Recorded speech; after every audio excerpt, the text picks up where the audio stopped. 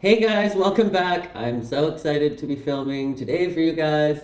So, I don't know what has shifted, but something has definitely shifted for me, and I'm starting to feel more and more like myself. And I don't know if I want to say more and more like myself again, or like the most like myself I've ever felt, but I'm super excited to be filming for you guys, and I feel like I'm filming now, and I'm coming from a place of just wanting to connect with you and wanting to connect with literally those people that are in the comments of my videos, and not from like this big grand scheme kind of way. And I don't know if that's because of all of the videos that I've been watching about like the law of attraction and manifesting and all of that stuff, and how it's saying that like the universe has a bigger plan for you and you don't need to worry about like the ego of the human body and thinking like we need to plan out every little part of our journey and figure everything out ourselves. And so I think that I'm feeling like I'm coming from a point of, hey, just have a connection coming from a moment of truth, and that's all that matters, and the rest will just fall into place. And I don't, like, for once, I don't feel like I'm like, oh my god, what do I film? What? I need to film a video that's going to be interesting, and I need to follow a trend or be funny or anything like that. I just feel like, as a friend of you guys, that I just wanted to catch up. And there is probably like 30 of you guys in this community that regularly comment on my videos, and you guys literally just, you don't even understand what kind of impact that you have on my life, to be able to read your comments and feel like I have value and like I am being valued and like I'm adding something to your lives. You guys don't understand how much that adds to my life, because lately I've been realizing it is so simple. Your life purpose, your calling doesn't have to be like this giant grand scheme of, like, it doesn't have to be some job or occupation or anything like that. It just has to be, for me, it clicked when I was like, I've always wanted to be a famous singer so that blank, I could have a platform to inspire people or to connect with people, or to empower people or to heal people. And I realized it doesn't matter what I'm doing, whether I'm singing, whether I'm creating YouTube videos, what I'm doing, I can like go cut directly to the chase and just try and empower and heal and inspire the people that are all around me, and then that is going to be fulfilling my purpose. And since I had this kind of shift in mentality, then I'm like, I can do that right now with the people that are around me right now, the people that watch my YouTube channel right now, and the people that are in my life right now. And so I kind of feel like I am aligned with my purpose and what I'm supposed to be doing again. And now I feel like all the pressure is off. I don't have to perform. I don't have to be funny. I don't have to sing or dance or any of these things, which I love to do, and I can do them, but I don't have to do them. Novel idea, right? Anyways, there are a couple things that I wanted to share with you guys in this video today, and it was one of those times where I'm like, I'm just gonna flip on the camera again and talk, and that's what I've been doing lately, and I just kind of have been feeling more free and more like myself that way, instead of being like, I need to figure out what I'm going to talk about and it has to be entertaining. And so one of the things that I wanted to share with you guys is, oh, if you see this on my fingers, I didn't know I had any green band-aids, but that is kind of cool, and then a blue band-aid, but my cat, or my roommate's cat, scratched all the way down my finger today, which hurt, so I put on this band-aid, and then my knuckle literally like got the tip ripped off at work. I don't even know how. I just like looked down and my finger was randomly bleeding. I don't know whether it's like to balance things out in life, but I'm the kind of person that's like super extremely sensitive, so I will feel emotional pain, or I will feel your emotions, like anybody around me's emotions, and like I can read people really, really well, like in between the lines without them even having to say anything. But when it comes to physical pain, I have like the highest pain tolerance in the world, and sometimes I don't even feel if I've been like cut or something, like a nail's like half ripped off. I'll just like notice when I see it, but I won't feel it. Kind of weird that way. Anyways, I think it's all just the way of the world balancing things out. But I wanted to show you guys. I mentioned that I found a pic, and then I found another pic, and then I found another pic, and that I feel like they've been left behind by my dad.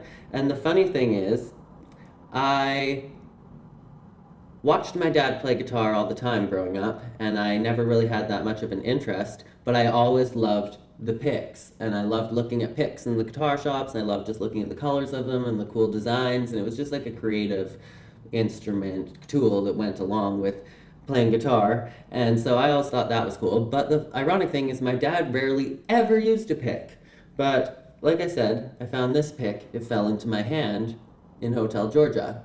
I'm going to show you, guys, all the picks that I found that randomly fell into my life since my dad passed away.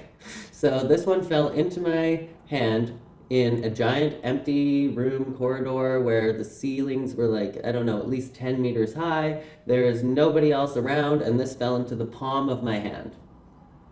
Weird. Okay, that's the first one. This is the second one that is like absolutely identical. This one fell out of my sleeve onto the ground at work the other day, and I picked it up the day after the anniversary of my dad's death, like the day after the 4-year anniversary of my dad's death. I found this one. It's literally identical to the last one, and it is faded, and this fell out of my sleeve. So I thought this literally was the one that I had at home until I went home and looked all around and found the other one, and I was like, that's creepy. Okay, here's the next one. This is a Beatles pick, which is one of the band. This is like the band that whenever I hear a song from this band, I immediately think of my dad. I think of everything my dad stood for. I think of my dad's era and generation and all of the songs that we shared together. And this pick showed up randomly in my bedroom. Then there is this Gibson hard pick. I can't remember where I found this one. Where did I find this pick? I think I found this while I was on set for The Flash in the holding room, and this is the only hard pick that I own. I didn't have a hard pick, and so I found this, and of course, every time I have a pick, I immediately go home, whip out my guitar, and I start playing again. And the best songs that I've ever written were right after I found a pick. I don't know if it's because I gave them the meaning of these are being left from my dad, or what it was, but I don't know. I usually write really crap songs. They're not any good. And then this is the last one. This is the one that I found the other day sitting on the ground. I thought it was brown, but apparently it's like, what's that color? Slate? It's like some gray colors. But I found this one on the day of my dad's anniversary of his death, the 4-year anniversary. So I found this one like a few days ago. Those are all of the picks that I've randomly found, and at first I was trying to tell myself from like a logical point of view that like, oh, it's okay, people find random things all the time, but I'm like, who finds that many picks? And the part to me that is not logical is that one slid out of my sleeve, one fell into the palm of my hand in a vacant room. Those were the two that were like weird to me. The other ones just like kind of showed up, one in my bedroom, I don't know. Don't ask me, but like, that's just something that I wanted to share with you guys that to me I think is being left behind by my dad. And at the end of my last video, I said to you guys that I wanted to share a little tidbit from Oprah and a little tidbit from Maya Angelou that I loved. And I'm not going to quote these directly, I'm just going to paraphrase the message that they wanted to share, and I think that that's good enough. And I will try and link where I found this speech by Oprah and the speech by Maya Angelou in the description below so that you guys can check them out if you are interested, because I love both of those women and I think they're super inspirational, and they were all about raising consciousness and making people feel better about themselves. And so the one quote by Oprah is that she used to always think of it as like a bad thing about being full of herself.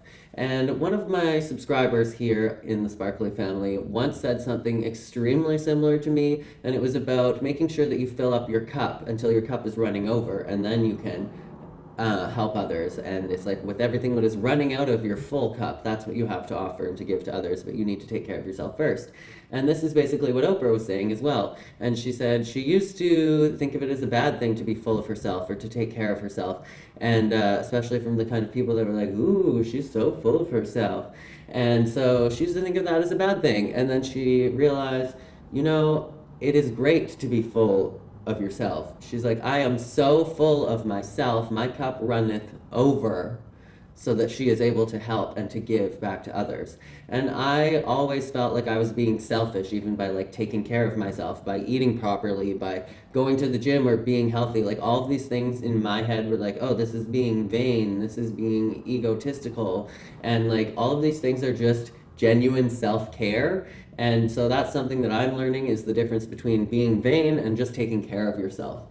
And I think the big reason for me is that I always felt like, oh, I need to share this journey on Instagram. If I'm going to the gym, I need to share it on Instagram. And I'm like, you can have this journey be personal to you and go to the gym, go work out, and novel idea, not take a picture and share it on Instagram. I don't have to do that. And that's part of the big reason of why I just don't even have those social media platforms at this moment.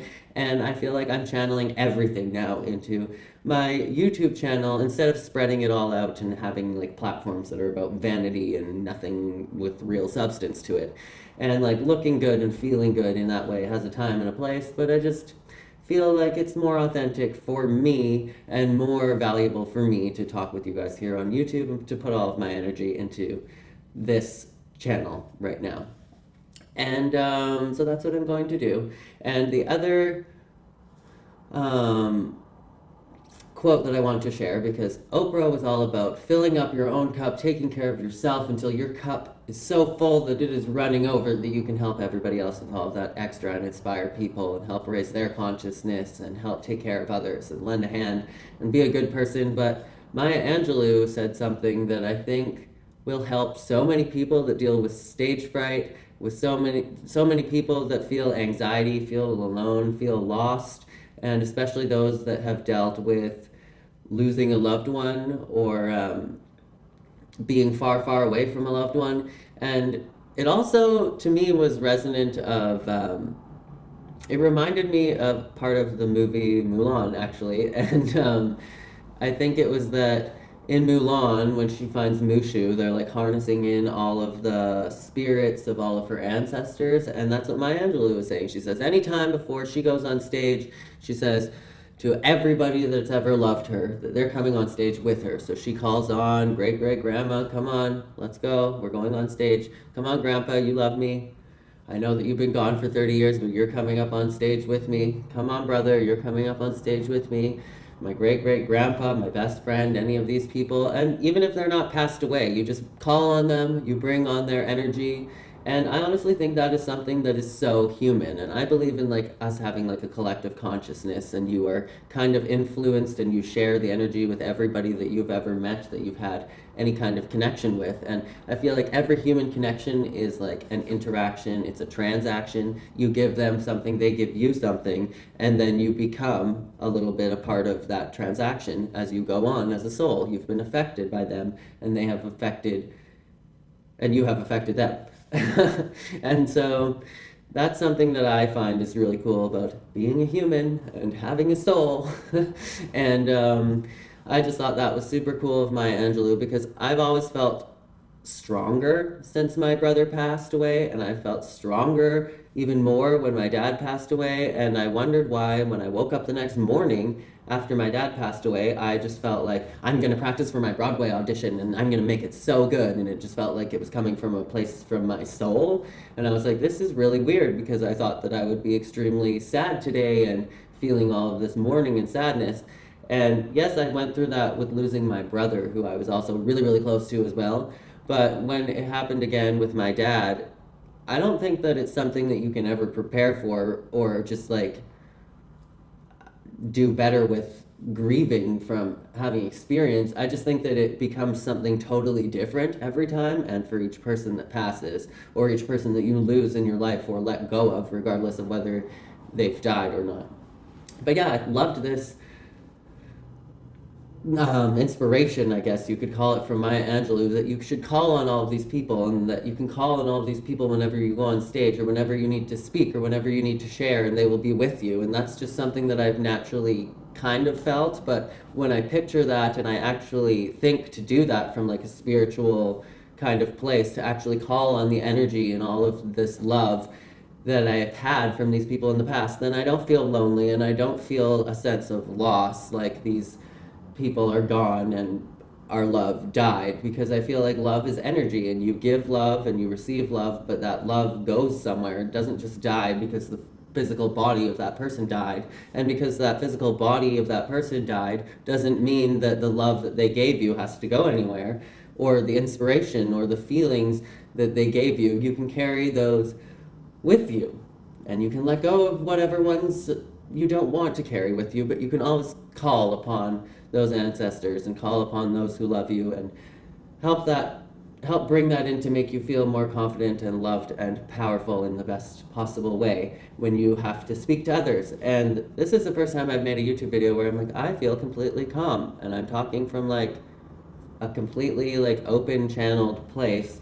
And like I always try and speak from my heart, but I'm usually like so nervous the entire time I'm filming, and I feel very grounded today. And I think it's because I'm visualizing all of these people that love me, and all of these interactions with all of the humans are coming with me.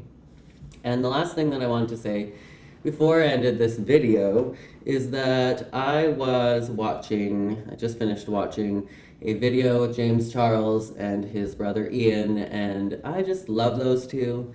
They did like just an outfit, kind of buying each other's outfits, and then I don't want to say what happens, but in the end James surprises Ian with something, and I just like saw him get emotional. And Ian is like one of these kind of people that doesn't show any kind of emotion, but I could tell that like in that moment I felt him get so emotional, it made me cry. And I'm like, I just love their relationship, and I think that it's the absolute sweetest, and it's so inspiring because they didn't really have a relationship as brothers growing up. They just kind of had like standoffish negative energy, and now they're healing each other and growing together, and I think that is amazing. But yeah, I think that is it for this video. I want to show you guys the pics, talk about James and his brother and how they're the sweetest and they've grown on me, especially James. I didn't like him at first, and now he's like my favorite YouTuber, and I'm like, oh, I love you. And I want to share those little tidbits from Maya Angelou and Oprah, and that's about it. So as always, I just want to remind you guys to be weird, be wild, stay sparkly, just love yourself and be yourself, and that is enough. And we'll see you in the next video. Okay, bye. I love you so much. Oh, give this video a thumbs up if you liked it, and press that juicy red subscribe button if you're new, if you want to. Nobody's making you do anything, but like, we could be friends. We could be friends, huh? Yes, okay, bye.